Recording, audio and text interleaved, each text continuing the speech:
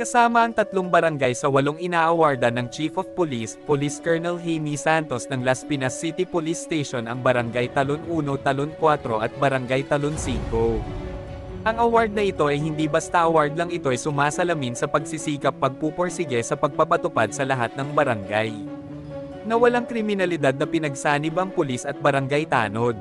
Nagpapasalamat ang hepe ng Las Piñas City Police Station.